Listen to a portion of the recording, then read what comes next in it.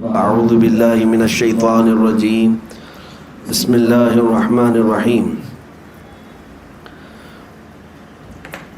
رجال لا تلہیہم تجارت ولا بیع عن ذکر اللہ صدق اللہ مولانا العظیم۔ بارگاہ رسالت معاذ صلی اللہ علیہ وسلم میں درود پاک کا ہدیہ پیش کریں۔ اللہم صلی علی سیدنا و مولانا محمد معدن الجود والکرم وآلہ واصحابہ الکرام وابنہ الکریم وبارک وسلم صلاۃ دائمۃ سرمدا ابدا۔ عزیزان گرامی وقار، آج کی ہماری یہ تقریب تاج الشریعہ بدر الطریقہ وارث علوم اعلیٰ حضرت فخر ازہر مرشد برحق حضرت علامہ اختر رضا خان ازہری ادام اللہ اقبالہ رحمۃ اللہ تعالی علیہ کی عرس کی تقریب ہے۔ یقیناً دنیا میں اللہ تبارک و تعالیٰ کچھ بندوں کو بھیجتا ہے جو اپنی مختصر سی عمر میں لوگوں کے سوچ و فکر اور ان کے طور طریقے کو بدل کر اللہ والا بنا دیتے ہیں۔ نبی اسی لیے آیا کرتے تھے کہ بھولے بھٹکے ہوئے لوگوں کو سیدھا راستہ دکھائیں۔ کفر و شرک جب پڑ جاتا تو اللہ تعالیٰ کسی نبی کو بھیجتا، نبی دعوت دیتے اور لوگوں کو ایک خدا کی طرف بلاتے، اچھائیوں کی دعوت دیتے، اخلاق اور انہیں تہذیب سکھاتے۔ لیکن جب رسول کریم صلی اللہ تعالیٰ علیہ وسلم کی آمد ہوئی، میرے آقا کے بعد اب قیامت تک کوئی نبی نہیں آنا ہے، میرے آقا رحمت عالم صلی اللہ علیہ وسلم خاتم النبیین ہیں، حضور کی نبوت کے بعد اب کسی اور کی نبوت نہیں ہے، آنے والا کوئی نبی نہیں ہے۔ لیکن جو کام پچھلے انبیاء اکرام کیا کرتے تھے وہ کام اللہ تعالیٰ اس امت کے علماء کو دے دیا۔ رسول کریم صلی اللہ تعالیٰ علیہ وسلم کی اس امت کے جو علماء ہیں، اسی لیے ان کو وارث انبیاء کہا جاتا ہے۔ یہ انبیاء اکرام علیہ السلام کے وارث کس کام میں ہیں؟ ان کی جائیداد میں، ان کی پراپرٹی میں نہیں، بلکہ ان کے علم میں اور ان کی تبلیغ میں یہ ان کے وارث ہیں۔ علماء دین کو اللہ تبارک و تعالیٰ نے نبیوں کا کام سونپا ہے، اور ان میں بھی ہزاروں علماء میں ایک ایسا عالم آتا ہے جو مجدد کہلاتا ہے۔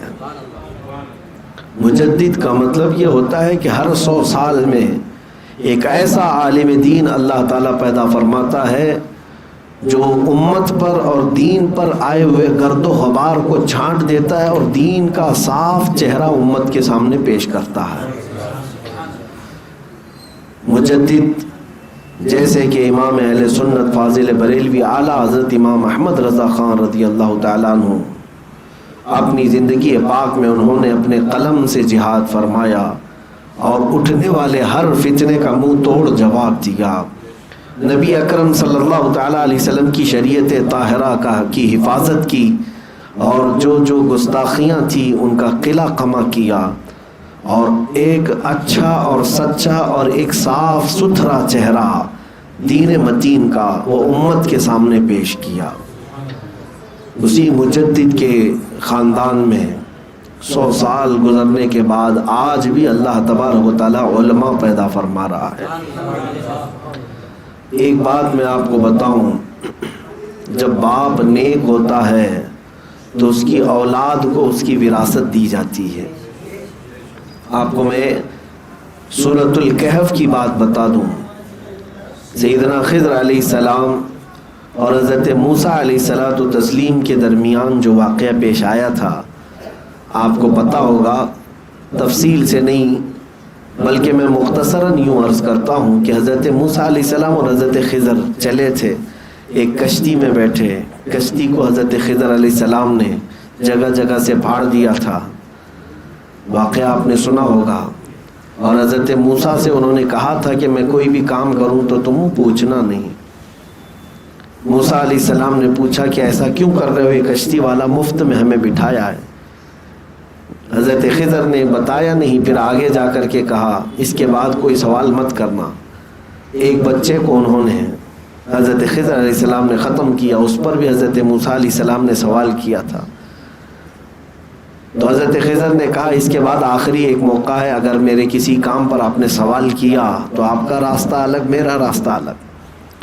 ایک ایسے گاؤں میں گئے حضرت خضر اور حضرت موسیٰ کہ گاؤں والوں سے کہا کہ ہم کو آج مہمان بنا لو، آج رات تمہارے ہاں ہم قیام کرتے اور کھانے پانی کا انتظام کرو۔ گاؤں والوں نے انکار کر دیا، ہم آپ کو مہمان نہیں بناتے۔ موسیٰ علیہ السلام اور حضرت خضر جب اس بستی سے نکلے تو اس گاؤں کے کنارے ایک دیوار پرانی گری جا رہی تھی۔ حضرت خضر نے اس کو مرمت کر کے ٹھیک ٹھاک کر دیا۔ حضرت موسیٰ علیہ السلام نے اس پر بھی سوال کیا، ان گاؤں والوں نے تو ہمیں کھانا بھی نہیں کھلایا، مہمان بھی نہیں بنایا، ان گاؤں والوں کی دیوار گر رہی ہے تو ہم کیوں صحیح کریں، آپ نے کیوں صحیح کیا؟ ہر ایک کی ایک ایک حکمت تھی جو حضرت خضر نے بتائی۔ وہ کشتی کو اس لیے میں نے پھاڑ کر عیبدار کیا کہ کنارے ساحل پر ایک ظالم بادشاہ ہے جو اچھی کشتیاں دیکھتا ہے تو غصب کر لیتا ہے۔ میں نے اس کی کشتی میں تھوڑا عیب لگا دیا تاکہ اس کی کشتی بادشاہ کے دست برد سے محفوظ رہے۔ اس بچے کا معاملہ یہ تھا کہ اس کے ماں باپ مومن صالح تھے، لیکن یہ ڈاکو بن کر کے ان کے کفر کا ذریعہ بنتا۔ تیسری جو وجہ بتائی اس کے لیے میں نے واقعہ آپ کے سامنے رکھا ہے۔ یہ دیوار کیوں میں نے بنائی؟ گاؤں والے تو ظالم ہیں، گاؤں والے تو ٹھیک نہیں ہیں، انہوں نے مہمان نہیں بنایا یا کھانا نہیں کھلایا، وہ برے ہیں۔ لیکن یہ جو دیوار ہے تو یتیموں کی ہے۔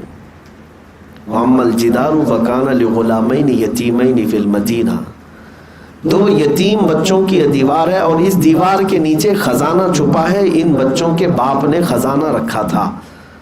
یہ بچے جب جوان ہو جائیں گے تو اپنا خزانہ نکال لیں گے، لیکن اگر یہ دیوار گر جاتی، گاؤں والوں کو پتہ چلتا، خزانہ پورا ہڑپ لیتے، ان بچوں کا حق مارا جاتا۔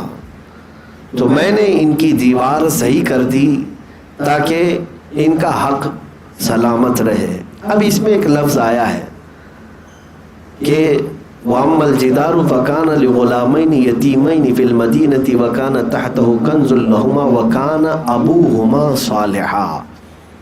اللہ تعالیٰ نے قرآن میں فرمایا، حضرت خضر نے فرمایا ان دونوں بچوں کا باپ نیک آدمی تھا، ان بچوں کا باپ نیک آدمی تھا۔ اب تفسیر میں فرمایا گیا، تفسیر میں یہ فرمایا گیا ہے کہ یہ جو دو یتیم بچے ہیں ان کا باپ نہیں، بلکہ ان کی ساتویں پشت پر دادا نیک تھا۔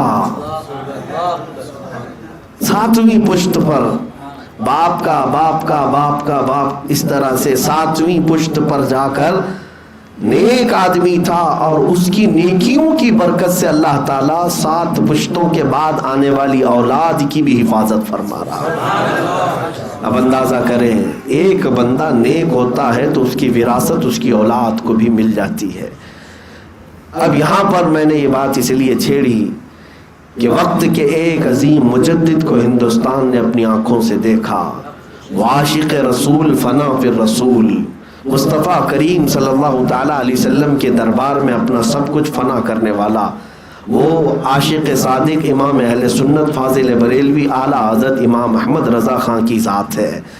جب انہوں نے اپنی زندگی عشق رسول میں فنا کر دی، اور جگہ جگہ تم ان کے کلام پڑھو تو سمجھ میں آئے گا، اس اعلیٰ حضرت سے اگر کچھ سننے کو ملتا ہے تو یہی ملتا ہے، جان ہے عشق مصطفیٰ روز فزوں کرے خدا، جس کو ہو درد کا مزہ ناز دوا اٹھائے کیوں۔ حضور پاک صلی اللہ تعالیٰ علیہ وسلم کی محبت کے ہی قصیدے پوری زندگی میں، جہاں پر بھی دیکھو، خاک ہو کر عشق میں آرام سے سونا ملا، جان کی اکسیر ہے الفت رسول اللہ کی۔ اور اپنے متعلق اعلیٰ حضرت نے جو یہ کہا ہے، جان و دل ہوش و خرد سب تو مدینے پہنچے، جان و دل ہوش و خرد سب تو مدینے پہنچے، تم نہیں چلتے رضا سارا تو سامان گیا۔ انہیں جانا انہیں مانا نہ رکھا غیر سے کام، للہ الحمد میں دنیا سے مسلمان گیا۔ تو یہ اس اعلیٰ حضرت کے خاندان میں اللہ رب العزت کا یہ انعام تو دیکھیں، اللہ اکبر۔ رب تبارک و تعالیٰ نے اس عاشق رسول کے گھرانے کو ایسا ممتاز کیا، ایسا ممتاز کیا کہ ایسے گھرانے ڈھونڈنے سے بھی جلدی ملتے نہیں ہیں کہ جن کے باپ بھی ولی کامل ہوں۔ اعلیٰ حضرت کے والد علامہ نقی علی خان رحمۃ اللہ تعالیٰ نے وقت کے عبقری عالم دین، اعلیٰ حضرت جس کی تعریف کریں، وہ کہتے ہیں اعلیٰ حضرت میں میرے باپ ہونے کی وجہ سے نہیں کہتا، بلکہ موجودہ دور میں اگر کوئی سب سے بڑا کوئی عالم نظر آتا ہے تو علامہ نقی علی خان ہے۔ فتویٰ نویسی اعلیٰ حضرت نے اپنے باپ سے سیکھی، اپنے والد سے سیکھی، دادا بھی عالم، بھائی بھی عالم، اور یہ سب جب علم کا گھرانہ بنا تو اللہ نے اعلیٰ حضرت کو 2 بیٹے عطا کیے انعام میں، عشق رسول کی برکت ہے۔ اور 2 بیٹے پیدا ہوئے، بڑوں کے بیٹے کیسے ہوتے ہیں یہ ضروری نہیں ہے، ناز و نعم میں پلے ہوئے بچے ہوتے ہیں، لیکن اعلیٰ حضرت کے 2 بیٹوں کی اگر تاریخ اٹھا کر کے دیکھو تو تمہیں جواب نہیں ملے گا دونوں کا۔ ایک بڑے بیٹے علامہ حامد رضا خان حجت الاسلام بنے، اور دوسرے چھوٹے بیٹے مفتی اعظم ہند مصطفیٰ رضا خان۔ دونوں اپنے وقت کے ستارے ہیں، اور ایسے چمکے پوری دنیا میں کہ ان کے بیٹوں کا کوئی جواب نہیں تھا۔ اعلیٰ حضرت رضی اللہ تعالیٰ عنہ کو اللہ تعالیٰ نے کتنے انعامات سے نوازا، یہ عشق رسول کی برکت تھی، عشق رسول کی برکت تھی۔ اپنا سب کچھ رسول پاک کی بارگاہ میں لٹا دیا، مولا کریم نے ان کو گھر بار ساری چیزیں عشق کی بدولت ایسی عطا کی کہ آپ حجت الاسلام کے علم کو اگر دیکھیں گے، اللہ اکبر، ان کے علم کا مقابلہ کرنے والا اس زمانے میں کوئی نہیں تھا، کوئی نہیں تھا۔ ایک بار ایک مناظرے میں حجت الاسلام کو جانا ہوا تو ایک بدعقیدہ کے ساتھ ان کا مناظرہ تھا، اور اس بدعقیدے کو اس بات پر غرور تھا کہ اس کو عربی بہت آتی ہے، ہندوستانی لوگوں کو عربی آتی نہیں زیادہ۔ اس نے کہا کہ عربی میں مناظرہ کریں گے، اعلیٰ حضرت کے بیٹے سے کہا عربی میں مناظرہ کریں گے، تو امام حضرت حجت الاسلام نے شرط قبول کر لی، کہا عربی میں آپ کی طرف سے ایک شرط، میری شرط یہ ہے کہ عربی میں ہوگا اور نظم میں ہوگا، نظم میں، ایسے نہیں بولنے میں، بلکہ جو بھی کہیں گے اشعار میں کہیں گے، اور وہ بھی اشعار پر قید یہ لگائی بغیر نقطے والے حروف کے اشعار میں ہوگا۔ جو نظم ہم پیش کریں گے، جو اشعار ہم پیش کریں گے، اس میں ایک حرف بھی نقطے والا نہیں آئے گا۔ اللہ اکبر، میں سن کر کے حیرت میں ہوں۔ ایک جملہ آپ بنا کر کے دکھاؤ بغیر نقطے والا، یہ بھی ایک فن ہے کچھ علماء جنہوں نے حضور کی پوری سیرت لکھی ہے بغیر نقطے کے، ہاں، لیکن یہ ایک فن ہے۔ نعت میں یا اشعار میں اس طرح کے آنا، اب جیسے الف سے لے کر یا تک جو حروف ہیں 29 حروف، اس میں کچھ حروف نقطے والے ہیں اور کچھ حروف بغیر نقطے والے۔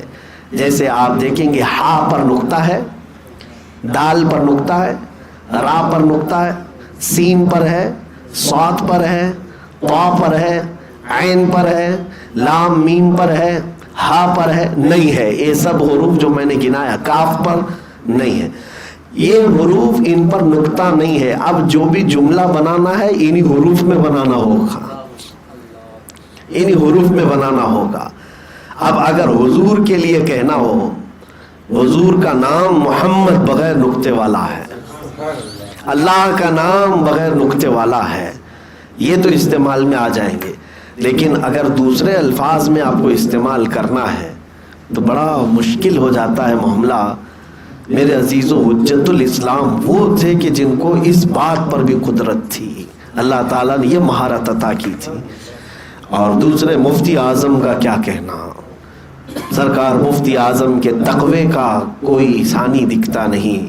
حضور تاج الشریعہ نے فرمایا ہے متقی بن کر دکھائے اس زمانے میں کوئی، ایک میرے مفتی اعظم کا تقوی چھوڑ کر، ان کا تقوی، ان کا علم، اللہ تبارک و تعالیٰ نے بے پناہ برکتیں عطا فرمائی تھی آپ کو۔ یہ دونوں شہزادوں کا حال ہے۔ اب توجہ چاہتا ہوں، आला हजरत आशिक रसूल, फना फिर रसूल, और बड़ा बेटा हुज्जतुल इस्लाम, छोटा बेटा मुफ्ती आजम। अब इनके बाद अगर आगे हम आते हैं तो हुज्जतुल इस्लाम के बेटे इब्राहिम रजा खां, मुफ्ती आजम की बेटी, दोनों का निकाह आला हजरत करवाते हैं, दोनों का निकाह आला हजरत करवाते हैं। यानी अपने बड़े बेटे हुज्जतुल इस्लाम के बेटे यानी आला हजरत ने अपने पोते का निकाह अपने पोती के साथ, दूसरे बेटे की बेटी के साथ निकाह करवाया, और इस खमीर से, इन दोनों के इख्तिलात से जो वजूद दुनिया में आया उसे ताजुश शरिया कहा। अब आप अंदाजा कर सकते हैं, जिसके बाप की तरफ से भी आला हजरत हो और माँ की तरफ से भी आला हजरत हो, फैज ही फैज पा रहा हो, हुज्जतुल इस्लाम का भी फैज आया हो, मुफ्ती आजम का भी फैज आया हो, और इन दोनों के बाद अगर सरपरस्ती मिली हो तो आला हजरत से मिली हो। ये क्या तमाम चीज़ें आकर जहाँ जमा हो गई। इसीलिए मेरे अजीज़ों, आज भी दुनिया दंग है। मैंने मुर्शिद गिरामी हुजूर ताजुश शरिया रहमतुल्लाहि ताला अलैह के साथ वक्त बिताया। ये बात नहीं है कि उनको सिर्फ हिंदुस्तानी पाकिस्तानी लोग चाहते थे, नहीं, अरब की दुनिया में भी जब वो गए तो अपने जलवे बिखेरते रहे। हाँ, कुछ लोगों को ऐसा लगता होगा कि वो बड़े खूबसूरत थे देखने में, इसलिए लोग उनकी तरफ माइल होते। मुल्क शाम जाकर के देखो, खूबसूरती की कमी नहीं है। इराक में जाकर देखो, सारे एक से एक खूबसूरत लोग मौजूद हैं। तुर्की में जाकर देखो, एक से एक खूबसूरत मौजूद है। लेकिन मुल्क शाम, जब दुनिया के हसीन लोग वहाँ मौजूद हैं, अरे वहाँ पर आम लोगों को भी अगर आप देखेंगे तो वो बहुत खूबसूरत नजर आएंगे। लेकिन जब मुल्क शाम हुजूर ताजुश शरिया गए थे, अगर हुस्न का ही मामला होता तो लोग एक दूसरे, रोजाना वहाँ गोरे लोग, खूबसूरत लोग घूमते रहते, देखते रहते एक दूसरे को। लेकिन जब हुजूर ताजुश शरिया दमिश्क पहुँचे थे, दिमश्क पहुँचे थे, मुल्क शाम, वहाँ के हालात ऐसे थे कि अवाम तो अवाम, मुल्क शाम में जो पिछले 40 साल से 50 साल से बुखारी शरीफ का दर्स दे रहे हैं, वो उलमा है। उनमें से एक बहुत बड़े बुजुर्ग आलिम दीन है, जिनकी सनद के लिए दूर दराज से लोग सफ़र करके आते हैं मुल्क शाम में। वो बुजुर्ग आलिम दीन जब हुजूर ताजुश शरिया तशरीफ लाए तो खड़े हुए, और इतना ही नहीं बल्कि हजरत की जूतियाँ सही करने के लिए आगे बढ़े। वो हजरत से उम्र में भी काफ़ी बड़े थे, उम्र में भी काफ़ी बड़े थे। वो शहीद हो गए। अब मैंने भी उनको देखा है। मेरे अजीज़ों, ये उलमा की बात कर रहा हूँ वहाँ के। और फिर मिस्र की सरजमीन पर ये फ़कीर हाजिर रहा हुजूर ताजुश शरिया के साथ। जब हज़रत मिस्र के दौरे पर आए थे, अल्हम्दुलिल्लाह आपकी खिदमत में शुरू से आखिर तक मैं हाजिर रहा। मुझे ये शरफ़ हासिल है, इंतज़ाम से लेकर खिदमत तक। लेकिन मैं आपको बताऊं, जब वहाँ पर मिस्र में कॉन्फ्रेंस रखी गई थी, शुरू में तो हमें परमिशन नहीं मिली थी। जिस हॉल को बुक किया गया था, तो हॉल वालों ने तो यूं ही दे दिया कि कोई इनकी आम तकरीब होगी। लेकिन धीरे धीरे वहाँ की पुलिस और सिक्योरिटी को जब पता चला कि इनके कोई शेख आ रहे हैं जो हिंदुस्तान के बड़े हैं, तो वहाँ की एजेंसियाँ उस ज़माने में बड़ी सख्त थीं, और हुकूमत उस वक्त हुस्नी मुबारक की चलती थी। बड़ा सख्त मामला होता था, जासूसी का भी निज़ाम बहुत सख्त था। तो उन लोगों ने आखिर तक परमिशन नहीं दिया, और आखिर वो दिन आया कि जब हमने दावत दे रखी थी सारे उलमा को। कुछ यहाँ के कीड़े मकोड़े भी वहाँ पर थे। उन लोगों ने कहा, यहाँ बड़े बड़े लोग आते हैं, तुम दावत दे रहे हो।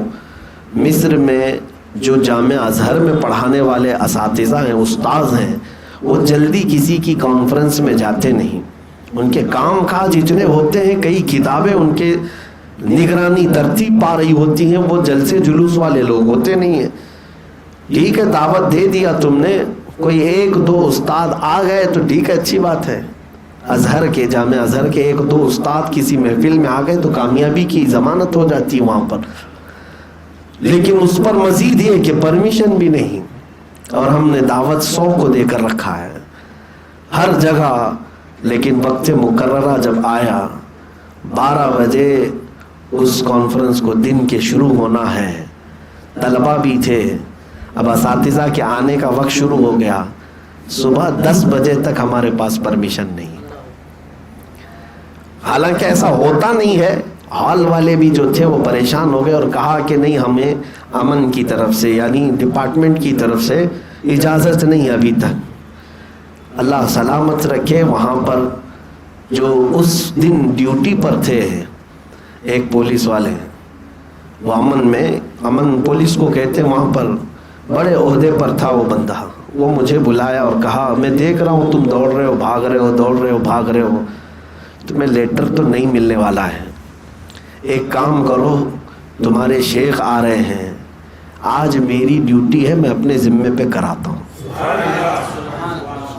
میں کھڑا رہوں گا، جو ہوگا میں اپنے اوپر دیکھ لوں گا، بس میرا تو دل کر رہا تھا میں اب ہاتھ چوم لوں، اسی لیے کہ اتنی بڑی لاج رکھ لی۔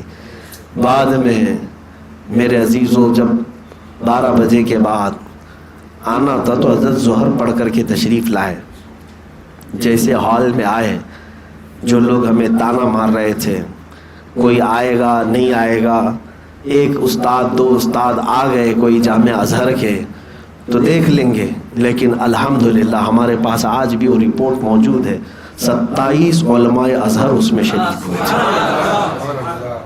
بڑے بڑے عالم جو اپنے کالج کے ڈین ہیں، ڈپارٹمنٹ کے ہیڈ ہیں، شیخ التفسیر ہیں، شیخ الحدیث ہیں، جو وہاں کے مفسر ہیں، محدث ہیں، محقق ہیں، مفتی ہیں، یہ سب اس میں شامل ہوئے تھے، سب آئے اور سبوں نے حضرت کا بیان بڑی توجہ کے ساتھ سنا۔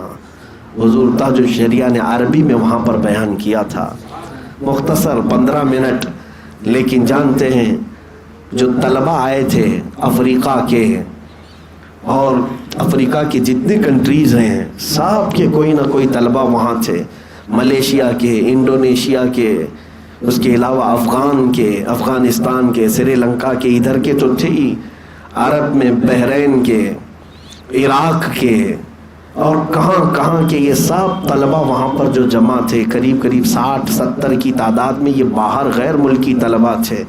اور جب حضرت وہاں سے نکلنے لگے تو میرے عزیزوں وہ لوگ علم کے ماحول میں رہنے والے لوگ ہیں، آپ اگر امٹ پڑھتے ہیں پیروں پر تو سمجھ میں آتا ہے کہ ہندوستان میں جہالت ہے، کسی کے بھی پیچھے لوگ پڑ جاتے ہیں، لیکن وہ لوگ جو وہاں پر کوئی پی ایچ ڈی کر رہا ہو، کوئی ماجسٹر کر رہا ہو، جو تحقیق کے طلباء ہیں اور اساتذہ ہیں، حضرت جب اتر کر جانے لگے تو جیسے یہاں پر ٹوٹ پڑتے، اس سے زیادہ وہ عربی لوگ حضرت پر ٹوٹ پڑے ہوئے تھے، کوئی ادھر سے کوئی ادھر سے، اور ان کا صرف اور صرف اتنا ہی مطالبہ تھا کہ آپ اپنی سند حدیث ہمیں عطا فرما دیں، آپ سے جو سند حضور تک پہنچتی ہے وہ ہمیں عطا کر دیں۔ حضرت وہاں پر مجمع میں ہر ایک کا سوال سنتے رہے، اخیر میں مجھے خود حضرت نے بلا کر کے کہا سندیں منگواؤ، اور جتنے لوگوں نے کہا ہے، حضرت نے مجھے وکیل بنایا تھا، تقریباً 26 سندیں میں نے حضرت کی وہاں پر علماء کو تقسیم کیا تھا۔ جو پڑھانے والے لوگ ہیں وہ حضرت سے سند لینے پر فخر کرتے تھے۔ یہ ہے میرے تاج الشریعہ کی عظمت، جس نے عرب میں، عجم میں نہیں بلکہ عرب میں بھی اپنا لوہا منوایا۔ اور اگر یہ عظمت اور یہ انعام اگر کسی کو ملتا ہے تو وہ صرف چہرے سے اور کپڑے سے نہیں ملتا، یہ تقوی سے ملتا ہے اور عشق رسول کی بنیاد پر ملتا ہے۔ ہاں میرے عزیزوں، تاج الشریعہ رحمۃ اللہ تعالیٰ علیہ کا مسئلہ یہ نہیں تھا کہ بڑے باپ کے بیٹے تھے اس لیے مشہور ہو گئے، نہیں، بڑے باپ کے بیٹے ہوتے ہوتے بڑے کام والے بھی تھے، بڑے عمل والے بھی تھے، بڑے عمل والے بھی تھے۔ آپ نے زندگی پاک میں جو تقوی اختیار کیا، آنکھوں دیکھا حال، لوگ آج بھی ان کے مریدین، ان کے خدام، ان کے خلفاء آج بھی موجود ہیں۔ ایک جملہ میں اگر کہوں تو آپ سب کو سمجھ میں آ جائے گی، جو وہ باہر تھے وہی اندر بھی تھے۔ بس اس بات کو سمجھ لیں، جیسا ان کا ظاہر تھا ویسا ہی ان کا باطن بھی تھا۔ وہ تنہائی میں اسی طرح رہتے جیسے مجمع میں ہوا کرتے۔ اللہ تبارک و تعالیٰ نے ان کو جس گھرانے میں پیدا کیا، اس گھرانے کی انہوں نے لاج رکھی تھی، بلکہ आला हज़रत के खानवादे को और मज़ीद चमका दिया अपने तक़वे से और अपने इल्म की बरकत से। आपको पता है, आप जाहिर सी बात है, मैं खुद महसूस करता हूँ कि जब दीन की तबलीग में हम निकल पड़ते हैं तो वक्त की तंगी ऐसी होती है। आज आपके सामने मैं कितने दिनों के बाद हाजिर आता हूँ। अपने मोहल्ले में वक्त देना मुश्किल हो जाता है जब हर जगह दौरे हो रहे हों, जलसे हो रहे हों, लोग हर जगह से दावत दे रहे हों। मैं बहुत अदना आदमी हूँ, छोटा आदमी हूँ, मेरी कोई हैसियत नहीं, मेरी कोई हैसियत नहीं, लेकिन मैं महसूस कर रहा हूँ मुसलसल सफ़र की वजह से आज ऐसी तंगी वक्त दामनगीर होती है कि घर में भी ज़्यादा वक्त नहीं दे पाते, अपने मोहल्ले में भी नहीं दे पाते, अपने शागिर्दों को वक्त नहीं दे पाते। ये किल्लत तंगी वक्त की हमेशा सताती रहती है। लेकिन हुजूर ताजुश शरिया का मकाम कहाँ है, जिनको हर एक दीवाना चाहता था कि हमारे इधर आए। कौन नहीं चाहता, कौन नहीं चाहता। और वो अपनी उम्र के 70वें साल पर भी ऐसे मुसलसल सफ़र करते थे, ऐसे मुसलसल सफ़र कि मैं समझता हूँ कि 25 साल का जवान भी वो सफ़र नहीं कर सकता, वो सख्तियाँ बर्दाश्त नहीं कर सकता। मेरी हालत आज, मैं बंगाल, उड़ीसा और बिहार जा कर के आ जाऊँ तो हर जगह से आवाज़ आने लगती है जिस्म से। 12-12 घंटे बैठ कर के सफ़र करना। मेरे अजीज़ों, आज का सफ़र फिर भी बहुत आसान है, प्लेन में जाना है, कारों में बैठना है, लेकिन ये सफ़र भी हमारे जिस्मों को थका देता है। और हुज़ूर ताजुश शरिया रहमतुल्लाहि ताला अलैह अपनी जवानी में जो सफ़र किए हैं वो इतनी कुशादा गाड़ियाँ या इतनी सहूलियात नहीं थी। मैं आपको बताऊं, उत्तर प्रदेश में इलाहाबाद में अभी चंद दिनों पहले 2 महीने कबल सफ़र पर था। एक प्रोग्राम में, एक जलसे में शिरकत हुई और वहाँ से फिर मैं बांदा जा रहा था। रास्ते में जिस गाड़ी में हम जा रहे थे बड़ा तंग रास्ता था, छोटा रोड था। गाड़ी चलती रही। दोपहर से जो निकले, मगरिब का जब वक्त आया, असर एक जगह पढ़ लिया, मगरिब की नमाज के लिए हम मस्जिद ढूंढ रहे थे। अब एक छोटा सा गांव और एक चौराहा आया, तो वहाँ हम अपने मैप के ज़रिए से भी ढूंढ रहे थे कि कोई मस्जिद नज़र आ जाए। तो कोई मस्जिद दिख तो रही थी लेकिन रास्ता मिल नहीं रहा था। चौराहे पर हम चलते जा रहे थे तो एक शख्स ऐसे ही नज़र आया। हमने उसको पूछा कि यहाँ कोई मस्जिद है, तो वो इत्तेफाक से वो मुसलमान था, वो पहचान लिया, कहा हाँ है, आइए। जब हम आगे बढ़े तो एक और बंदा मिला, एक और लड़का। वो अभी मगरिब की नमाज़ पढ़ करके वो बाहर आ ही रहे थे। वो हमें देखते ही उन्होंने पहचान लिया, कहा मुफ्ती साहब आप इधर आए हैं, हम बड़े दिनों से इंतज़ार में थे मुलाकात के लिए। बड़े खुश हुए और कहा कि चले नमाज के लिए। छोटी छोटी गलियों में से अंदर लेकर गांव में चले गए और मस्जिद में मगरिब की नमाज के लिए जब मैं गया, मगरिब हो कर के पौना घंटा हो चुका था, लेकिन अभी वो लोग नमाज नहीं पढ़े थे, एहतमाम नहीं नमाजों का। जब कोई आ गया तो नमाज पढ़ लेंगे, नहीं तो नहीं। अब हम पहुँचे तो जमात से हमने नमाज पढ़ाई। नमाज पढ़ने के बाद आसपास के सब लोगों में उस नौजवान लड़के ने ऐलान कर दिया, बता दिया कि फ़ला मुफ्ती साहब आए हैं। सब लोग जमा हो गए, भीड़ हो गई। उसके बाद जब निकलने लगे तो बहुत ज़िद करके उस नौजवान ने कहा कि हुजूर आप मेरे घर चलें। अब वो घर कहाँ था, झाड़ियों के अंदर, नीचे पूरा कीचड़ था, पानी भरा हुआ था और हम कपड़े पहने हुए, रात का अंधेरा है। कपड़े उठा करके पत्थरों पर पैर रखते रखते गए और आखिर में जाने के बाद एक छोटा सा उनका घर था, उस घर में अंदर गए। गर्मी भी बड़ी शिद्दत की थी। एक खाट जो होती उस खाट पे वो लोग बिठाए और जो भी चाय पानी पेश किए। ये मैं इसलिए नहीं अर्ज़ कर रहा कि मेरे सफ़र की कोई सख्तियाँ हैं। उस नौजवान ने उसके बाद कहा कि हज़रत आपको मैं ये बताऊं कि इस घर पे हुजूर ताजुश शरिया आए थे। लोग ये कहते हैं ना कि बड़े बड़ों जगहों पर जाते होंगे, बड़े बड़े घरों पर जाते होंगे, आज चल करके आप देखें اس گھر میں کوئی خاص چیز نہیں تھی، لیکن اس نے کہا کہ اسی کھاٹ پر ہم نے ان کو بٹھایا. ہمارے پاس تو 5 منٹ کا وقت تھا.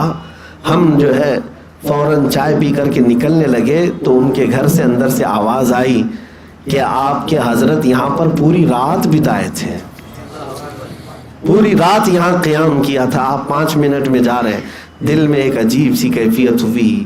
یہ وہ لوگ ہیں جنہوں نے دین کے لیے ساری چیزیں برداشت کی ہیں. میرے عزیزوں، ہاں علماء کو، قائدین کو سہولیات دینا یہ امت کے لیے ضروری ہے. ہمارے اکابرین آئیں تو ہم یہ نہیں کہتے کہ بیل گاڑی میں لے کے آؤ، ہم اپنی طاقت اور استطاعت کے مطابق ان کو اعلیٰ سے اعلیٰ انتظامات میں لائیں گے. لیکن جو ہمارے اکابر ہیں یا جو ہمارے علماء ہیں، انہوں نے ہمیں یہ سکھایا ہے کہ دین کے لیے اور میرے مصطفیٰ کی محبت کی خوشبو بانٹنے کے لیے جن کانٹوں پر بھی چل کر جانا پڑے تو جائیں گے اور حضور کا پرچم لہرائیں گے. عزیزان گرامی وقار، میں یہ بات کہاں سے چھیڑا اور کہاں پہنچ گیا سنیں. جب میں کہہ رہا تھا کہ ہمیں فرصت نہیں ملتی، وقت نہیں ملتا، تنگی ہوتی ہے جب تبلیغ کے سفر پر اور دوروں پر ہم چل پڑتے ہیں تو. لیکن ان کا حال یہ تھا کہ سال بھر ہر جگہ سے ان کو جلسہ پروگرام، جلسہ پروگرام، جلسہ پروگرام. میرے عزیزوں، ان کے مریدین کے برابر ابھی کسی کے مرید بھی نہیں ہیں. لاکھوں نہیں کروڑوں کی تعداد میں ہے. علماء بھی ہیں، مفتیان کرام بھی ہیں، بڑے بڑے لوگ ہیں مریدین میں. کتنے لوگوں کی کیا کیا معاملات ہوتے ہیں. آپ میں جو بات کہنے جا رہا ہوں توجہ. تبلیغی سفر اپنی جگہ پر، پروگرام ہر جگہ جانا ہے، وہاں لوگوں کا جھنڈ جو آتا ہے ٹوٹ پڑتا ہے، اسے سنبھالنا الگ، اور پھر مریدین کے شکوے شکایت وہ اپنے الگ. کروڑوں لوگ جو ہر ایک یہ چاہتا ہے کہ میرا پیر و مرشد میری رہنمائی کرے. کتنے لوگوں کی طرف سے خط آتے. یہ سب ہونے کے باوجود وہ حضور تاج الشریعہ دارالافتاء میں بیٹھ کر فتویٰ نویسی بھی کرتے تھے. فتوے آ رہے تو فتوے بھی لکھتے تھے. سفر بھی اپنی جگہ پر، مریدین کی رہنمائی بھی اپنی جگہ پر، اور اس کے علاوہ دارالافتاء میں بیٹھ کر کے فتویٰ نویسی بھی کرتے تھے. اتنا ہی نہیں میرے عزیزوں، اس کے علاوہ جو پھر مجھے سمجھ میں نہیں آتا ان کا وقت کیسے نکالتے تھے. اتنے تبلیغی دورے کرنے کے بعد آپ نے اپنی زندگی میں کئی کتابیں بھی تصنیف فرمائیں. 1-2 نہیں، اعلیٰ حضرت کی لکھی ہوئی کتابوں کو عربی سے اردو سے عربی میں کرنا اور عربی سے اردو میں کرنا، یہ کام حضور تاج الشریعہ نے فرمایا. آپ کی 20 سے زیادہ کتابیں ایسی ہیں جو معرکۃ الآراء، ابحاث پر مشتمل ہیں، ایسی تحقیقی ہیں کہ یہ ترتیب کر دینا الگ بات ہے. ادھر سے کاپی پیسٹ کر کے بہت سارے لوگ کتابیں جمع کر لیتے ہیں. نہیں، حضور تاج الشریعہ کی جو کتابیں اس کو تصنیف کہا جاتا ہے. ترتیب نہیں، تصنیف ہے، اور ترجمہ ہے، تعریب ہے. یہ سب کتابیں لکھنے کا کب وقت ملتا تھا واللہ عالم. اس کے بعد میں آپ کو بتاؤں، تبلیغی دورے پروگرام اپنی جگہ پر، مریدین کی رہنمائی اپنی جگہ پر، فتویٰ لکھنا بھی ہے، کتابیں تصنیف بھی کرنا ہے. اس پر مزید یہ کہ ہم جب پڑھتے تھے بریلی شریف میں، جب جامعۃ الرضا میں، تو جب تک بریلی شریف میں رہتے بلا ناغہ ہمیں تحقیق کے طلباء کو روزانہ 2 کتابیں پڑھایا کرتے تھے. کتاب پڑھانے میں بھی وقت نکال. ایک دن اگر ہم سے تاخیر ہو گئی تو ناراض ہوتے، ابھی تک آئے نہیں بچے. جس کی اتنی مصروفیات ہوں وہ پھر درس و تدریس میں بھی مصروف ہے، تبلیغ میں بھی مصروف ہے، تصنیف میں بھی مصروف ہے، اور فتویٰ نویسی میں بھی مصروف ہے. اس پر مزید یہ کہ تھوڑا وقت ملے اور عصر سے مغرب کے بیچ تو قصیدہ بردہ پڑھنے میں مشغول ہے. ان کے وظیفے کا وقت ہے، سب وقت بندھا ہوا ہے. وظیفے کے وقت ان کے جو اوراد وظائف ہوتے تھے کوئی ان کو مخل نہیں ہوتا، کوئی خلل اندازی نہیں کرتا. میں بہت قریب سے دیکھی ہوئی چیزیں آپ کو بتا رہا ہوں. وظیفے بھی بلا ناغہ کرتے تھے. اب اس کے بعد آپ مجھے بتاؤ ان کو ٹائم کب ملتا ہوگا اپنے گھر والوں کے لیے اور پھر دوسروں کے لیے. کروڑوں مریدین ہیں، جلسے جلوس ہیں، کتاب لکھنا ہے، فتوے لکھنا ہے، طلباء کو پڑھانا ہے، اپنے وظیفے بھی کرنا ہے، اور پھر وقت پر مسجد رضا میں جا کر جماعت سے نماز بھی پڑھنا ہے. یہ نہیں ہے کہ یہیں پڑھ لیا، جماعت سے وہاں باہر نکلتے، نماز پڑھتے، جب تک رہے جمعہ آپ پڑھاتے رہے۔ اور اتنا ہی نہیں، پھر اس میں سے اور وقت ملتا تو نعت رسول بھی لکھا کرتے۔ پورا بخشش ہے، دیوان ہے آپ کا جو بارگاہ مصطفیٰ صلی اللہ تعالیٰ علیہ وسلم نے آپ نے پیش کیا ہے۔ وہ نعتیں بھی ایسی ہیں کہ اس میں اعلیٰ حضرت کا رنگ صاف نظر آتا ہے۔ مفتی اعظم اور حجت الاسلام کی تربیت نعت گوئی میں صاف نظر آتی ہے۔ وہ نعتیں کب لکھتے تھے، وظیفے کب پڑھتے تھے، اس پر بھی میں مزید ایک تعجب کی بات آپ کو بتاؤں۔ اس پر بھی یہ وہ لوگ ہیں جن کے بارے میں قرآن کہتا ہے رجال لا تلہیہم تجارت ولا بیع عن ذکر اللہ۔ کچھ لوگ، کچھ مرد ایسے ہیں دنیا میں کہ دنیا کی کوئی خرید و فروخت، کوئی تجارت ان کو اللہ کے ذکر سے غافل نہیں کر سکتی۔ اللہ فرما رہا ہے ان کو غافل نہیں کرے گی۔ اتنے سارے کام جو زندگی میں ہر دن کرتے ہو، عمر کا 65واں سال یا 70 سال کے قریب پہنچ رہے ہیں، توجہ 65 سے 70 سال کی عمر کیا ہوتی ہے، اور انہیں وہ جو اپنی 25 سالہ عمر سے میدان میں اتر چکے ہیں، ہزاروں لاکھوں کروڑوں لوگ انہیں دبا دبا دبا کر کیسا بنا چکے ہیں، لیکن 65 اور 70 سال کے درمیان جب پہنچے تو جانتے ہیں سب سے بڑے تعجب کی بات میں آپ کو بتا رہا ہوں، اتنی مصروفیات جس کے پاس ہیں، ہم تو خاک آدمی ہیں، ہمارے پاس کون سی مصروفیات، لیکن اتنی مصروفیات ہونے کے باوجود 65 سال کے بعد حضور تاج الشریعہ حفظ قرآن بھی کرنا شروع کیا۔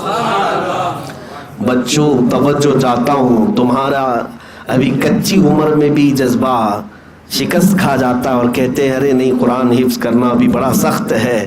وہ 70 سال کی عمر میں روزانہ قرآن یاد کرتے تھے اور سناتے بھی تھے، اور کس وقت جب ان کی آنکھیں جا چکی تھیں، آنکھوں کی بینائی ختم ہوئی، اس وقت وہ قرآن حفظ کر رہے تھے۔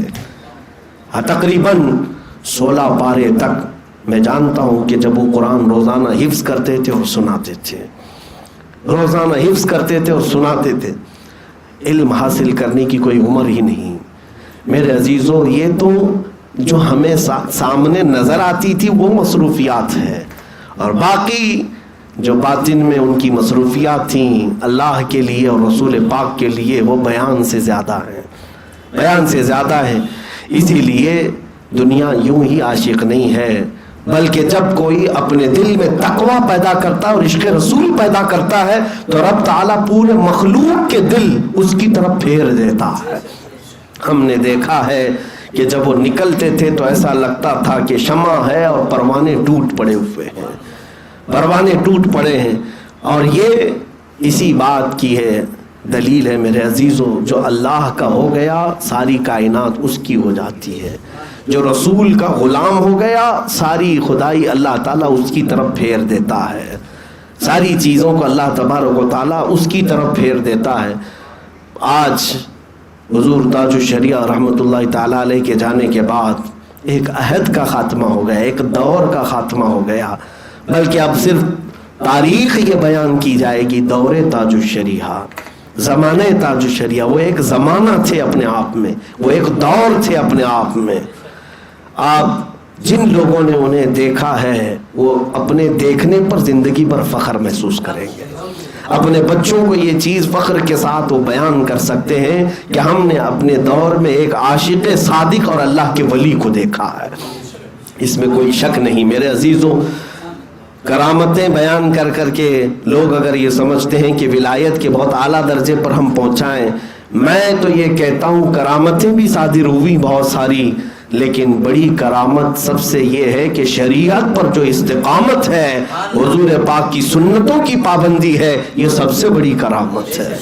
ہاں، پیروں میں تو بہت سارے ایسے پیر آ گئے ہیں تمہیں پتہ بھی نہیں ہے، وہ تو دین سے بھی بھاگے ہوئے ہیں، شریعت سے بھی بھاگے ہوئے ہیں، اور لوگ یہ سمجھنے لگ جاتے ہیں کہ پیر ہونے کے بعد شریعت کو نہیں لینا ہے، وہ الگ راستہ، یہ الگ راستہ ہے۔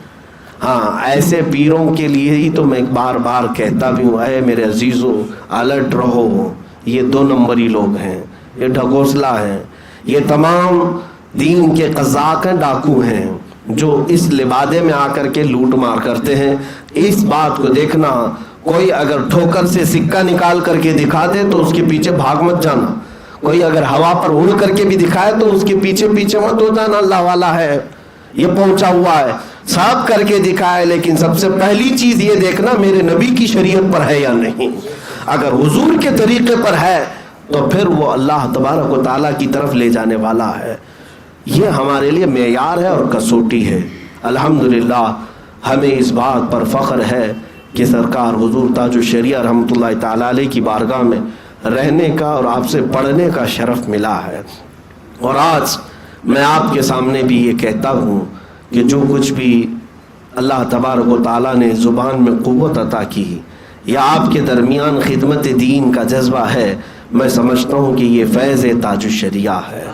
ان کی تربیت یا ان کی محبت اور عنایت جو آج میرے پاس ہے, یہ میرے لیے سب سے بڑی سعادت ہے. اور میں ڈگریاں آج تک لوگوں کو نہیں بتاتا کہ میں حافظ ہوں, قاری ہوں, عالم ہوں, مفتی ہوں, فلاں ہوں, ڈکا ہوں. نہیں میرے عزیزوں, میں تو ایک عام سا آدمی ہوں. اگر کسی بات پر ہمیں اعزازی طور پر فخر میسر ہے اور سعادت حاصل ہے تو ہم یہ کہتے ہیں ہماری زندگی کے سب سے اہم دن وہ ہیں جن دنوں میں ہم حضور تاج الشریعہ کے قدموں میں رہا کرتے ہیں. یہ ہماری زندگی کے سنہرے دن ہیں, یہی ہماری زندگی کے اصل دن ہیں. اور قیامت کے دن مجھے امید ہے اللہ تبارک و تعالیٰ اگر ہماری بخشش فرمائے, میری بخشش فرمائے, تو اس نسبت کے ذریعے بخشش فرمائے گا. میں گندا نکما صحیح میرے عزیز بچوں جو مجھ سے وابستہ ہیں, جو میرے قریبی ہیں, میرے شاگرد ہیں, یا جو مجھ سے منسلک ہیں, میں ان سب سے کہتا ہوں کہ ہو سکتا ہے میں گندا ہوں, میں برا ہوں, لیکن میرے مشائخ الحمدللہ ایسے ہی ہیں جیسے اعلیٰ حضرت نے فرمایا کیسے آقاؤں کا بندہ ہوں رضا, بول بالے میری سرکاروں کے, بول بالے میری سرکاروں کے. ہم نے جس کے ہاتھ میں ہاتھ دیا ہے اس کا سلسلہ رسول پاک تک جو پہنچا, ہر اس سلسلے میں موجود ولی اپنے اپنے زمانے کا قطب رہا ہے. وہ قطب رہے ہیں, وہ ان مشائخ سے الحمدللہ ہم تک یہ فیض پہنچا ہے. میں آخر میں اسی شجرے پر اپنی بات کو ختم کرتا ہوں. رسول کریم صلی اللہ تعالیٰ علیہ وسلم کا فیض, حضور اکرم صلی اللہ تعالیٰ علیہ وسلم کا نور جو اپنے دامن میں جنہوں نے سمیٹا وہ مولا کائنات حیدر کرار علی مرتضیٰ حضرت علی کرم اللہ وجہ الکریم سے یہ فیضان امام حسین شہید کربلا, شہید کربلا سے امام زین العابدین نے لیا, امام زین العابدین سے امام باقر نے وہ فیض اٹھایا, امام باقر سے وہ فیض امام جعفر نے اٹھایا, امام جعفر صادق سے وہ فیض امام موسیٰ کاظم نے اٹھایا, امام موسیٰ کاظم سے وہ فیض حضرت علی رضا امام علی رضا نے اٹھایا, امام علی رضا سے وہ فیض سیدنا معروف کرخی نے اٹھایا, حضرت معروف کرخی سے وہ فیض حضرت سری سختی نے اٹھایا, حضرت سری سختی سے وہ فیض سیدنا جنید بغدادی نے اٹھایا, حضرت جنید بغدادی سے وہ فیض حضرت ابو بکر شبلی نے اٹھایا, حضرت ابو بکر شبلی سے وہ فیض حضرت ابو الفرح تردوسی نے اٹھایا, عبد الواحد تمیمی نے اٹھایا, اور وہ فیض ابو سعید حضرت ابو الحسن قرشی حکاری نے اٹھایا, اور وہ فیض پھر ابو سعید مبارک مخزومی نے اٹھایا, اور ان سے فیض سلطان الاولیاء سیدنا عبد القادر جیلانی نے اٹھایا, حضرت سیدنا عبد القادر جیلانی رضی اللہ تعالیٰ عنہ سے حضرت عبد الرزاق جیلانی رضی اللہ تعالیٰ عنہ نے اٹھایا. اس کے بعد یہ اولیاء کا سلسلہ آپ نے تو شجرہ میں پڑھا ہے نا, نصر بھی صالح کا صدقہ صالح و منصور رکھ دے حیات دی محیے جاں فضا کے واسطے, یعنی حضرت نصر نے, ابو صالح نے, حضرت منصور نے یہ فیض اٹھایا, اور اس کے بعد حضرت محی الدین نے اٹھایا, اور اس کے بعد طور عرفان و علو و حمد و حسنہ و بہا, یہ چار بزرگ ہیں, حضرت احمد, حضرت بہاؤدین, یہ تمام بزرگوں سے یہ فیض چلتا ہوا حضرت سیدنا ابراہیم ایرجی تک آیا. حضرت ابراہیم ایرجی نے یہ فیض جو اپنے شاگرد میں اپنے خلیفہ میں منتقل کیا وہ حضرت شاہ محمد کالپوی رحمۃ اللہ تعالیٰ علیہ تھے۔ کالپی شریف میں یہ فیض آیا اور کالپی شریف کے 3 بزرگوں سے یہ فیض ہوتا ہوا مارہرہ متحرہ میں شاہ برکت اللہ کے پاس آیا۔ شاہ برکت اللہ سے یہ فیض حضرت حمزہ عینی میں آیا۔ حضرت حمزہ عینی نے فیض یہ منتقل کیا اپنے خلیفہ صادق حضرت شمس الدین بدر العلا رضی اللہ تعالیٰ عنہ، اور ان سے فیض اٹھایا سیدی آل رسول مارہروی رضی اللہ تعالیٰ عنہ۔ حضرت سید آل رسول مارہروی سے یہ فیض اٹھایا حضرت ابو الحسن نوری نے، اور ان دونوں بزرگوں سے اگر رسول اللہ کا فیض اور نور کسی نے اٹھایا تو امام احمد رضا خان نے اٹھایا۔ امام احمد رضا خان سے وہ فیض حجت الاسلام میں بھی آیا اور مفتی اعظم میں بھی آیا، اور وہی فیض مفتی اعظم نے حضور تاج الشریعہ کو عطا کیا، اور اس تاج الشریعہ کے ہاتھ پر الحمدللہ ہم فقیروں نے حاصل کیا۔ یہ فیض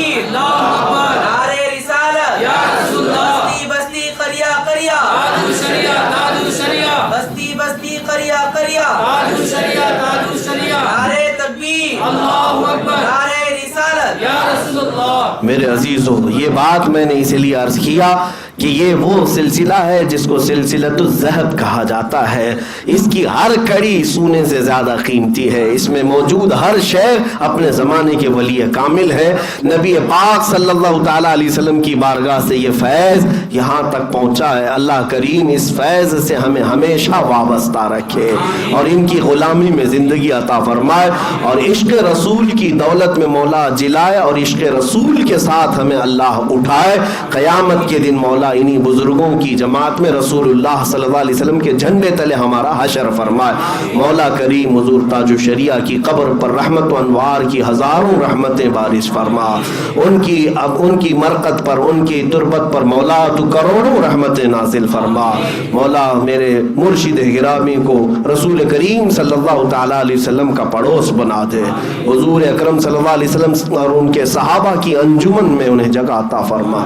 اے کریم خدا رحم الراحمین، ان کے قدموں کی برکت سے ہم اور یہاں حاضرین جو عرس تاج الشریعہ میں آئے ہیں، مولا سب کو عشق رسول کا جام عطا فرما دے۔ آج کے ان حالات میں عرس تاج الشریعہ میں مولا تیری بارگاہ میں ہم التجا کرتے ہیں، ان تمام گستاخان رسول کو ہلاک و برباد کر دے۔ مولا کان سنتے سنتے پک گئے ہیں تیرے نبی کے شان میں گستاخیاں، اسلام قرآن اور تیری ذات کو جو گالیاں دی جاتی ہیں، مولا غیب سے تو کوئی ایسی چیز نازل کر کے ان سب کو خاکستر کر دے۔ اے رب ذوالجلال، اے کریم خدا رحم الراحمین، مولا اگر تو ہمارا امتحان لے رہا ہے، ہماری آزمائش ہے، تو مولا ہم توبہ کرتے ہیں اپنے تمام گناہوں سے۔ مولا تیرے امتحانوں کے ہم قابل نہیں، تیری آزمائش میں اترنے کے قابل نہیں۔ اے رب ذوالجلال، بے حساب ہم سب کو معاف کر دے، بے حساب ہم سب کو معاف کر دے مولا، بے حساب ہم سب کو معاف کر دے۔ اے کریم خدا، یہ نسبت قادری ہمیشہ ہمارے ساتھ قائم و دائم فرما یا رب العالمین، یا کرم الاکرمین۔ قادری کر قادری رکھ قادریوں میں اٹھا، قدر عبد القادر قدرت نما کے واسطے۔ اے رب کریم احسن الخالقین، مولا اس محفل میں جتنے لوگ آئے ہیں اپنی ضرورتیں لے کر ان کی ضرورتیں پوری فرما دے، جو بیمار ہیں انہیں شفا دیتے ہیں۔ اے رب ذوالجلال، ہم میں سے جو مقروض ہیں ان کے قرضوں میں آسانیاں دے، جو بے اولاد ہیں انہیں صاحب اولاد بنا دے، جو ناحق مقدمے اور جیلوں میں ہیں مولا ان کی رہائی کی سبیل پیدا فرما، جو بے روزگار ہیں انہیں حلال روزیاں عطا کر، مولا ہم سب کو حراموں سے محفوظ کر۔ اے کریم خدا، گناہوں کے مرض سے شفا دے دے، گناہوں کی بیماری سے شفا دے دے۔ الہ العالمین، ہم بد سہی، نکمے سہی، ہم بد اخلاق اور گنہگار سہی، مگر مولا تیرے دربار میں وسیلہ لاتے ہیں ان مشائخ کا جو تیرے حبیب پاک کے سچے غلام ہیں اور تیرے محبوب ہیں۔ مولا ان اولیاء اور ان مشائخ کے واسطے ہماری دعائیں قبول فرما لے۔ یا الہی رحم فرما مصطفیٰ کے واسطے، یا رسول اللہ کرم کیجئے خدا کے واسطے، مشکلیں حل کر شہ مشکل کشا کے واسطے، کربلائیں رد شہید کربلا کے واسطے، سید سجاد کے صدقے میں ساجد رکھ ہمیں، علم عقد باقر علم خدا کے واسطے، صدق صادق کا تصدق صادق الاسلام کر، بے غضب راضی و کاظم اور رضا کے واسطے، بیر معروف و سری معروف دے بے خود سری جند حق میں گن جنے دے با صفا کے واسطے بہر شبلی شیر حق دنیا کے کتوں سے بچا ایک کارک عبد واحد بھیریا کے واسطے بل فرح کا صدقہ کر غم کو فرح دے حسن و سعد بالحسن اور بو سعید سعد ازا کے واسطے قادری کر قادری رکھ قادریوں میں اٹھا قادری کر قادری رکھ قادریوں میں اٹھا قدر عبد القادر قدرت نما کے واسطے احسن اللہ لہو رزقا سے دے رزق حسن بندہ رزاق تاج الاسفیاء کے واسطے نصر بھی صالح کا صدقہ صالح و منصور رکھ دے حیات دی معیے جاں فضا کے واسطے تور عرفان و علو و حمد و حسنہ و بہا دے علی موسیٰ حسن احمد بہا کے واسطے خانہ دل کو زیادہ روئے ایمان کو جمال شہزیاں مولا جمال الاولیاء کے واسطے بیر ابراہیم ہم پر نار غم گلزار کر بھیک دے داتا بھکاری بادشاہ کے واسطے خانہ دل کو زیادہ روئے ایمان کو جمال شہزیاں مولا جمال الاولیاء کے واسطے دے محمد کے لیے روزی کر احمد کے لیے خان فضل اللہ سے حصہ گدا کے واسطے دین و دنیا کی ہمیں برکات دے برکات سے عشق عقد عشقیے عشق انتما کے واسطے حب اہل بیت دے آل محمد کے لیے کر شہید عشق حمزہ پیشوا کے واسطے دل کو اچھا تن کو ستھرا جان کو پرنور کر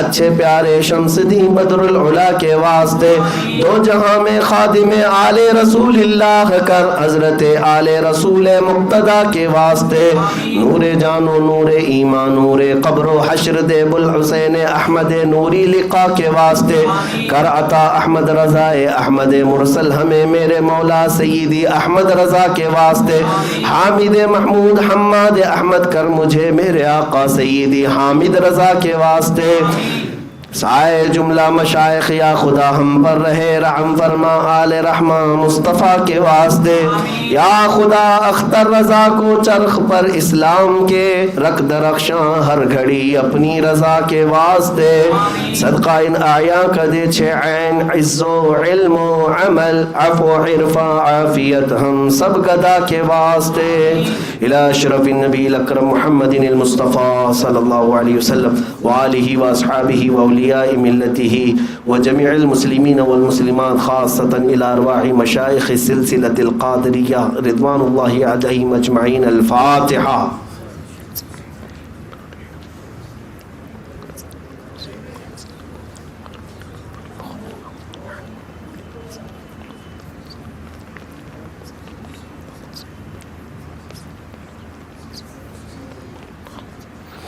إن الله وملائكته يصلون على النبي يا أيها الذين آمنوا صلوا عليه وسلموا تسليما اللهم صل على سيدنا ومولانا محمد معدن الجود والكرم وآله وأصحابه الكرام وابنه الكريم وبارك وسلم دعواهم فيها سبحانك اللهم وتحيتهم فيها سلام وآخر دعواهم أن الحمد لله رب العالمين. جب دم واپسی ہو یا اللہ جب دم واپسی ہو یا اللہ لب پہ جاری ہو بس لا الہ الا اللہ محمد رسول اللہ.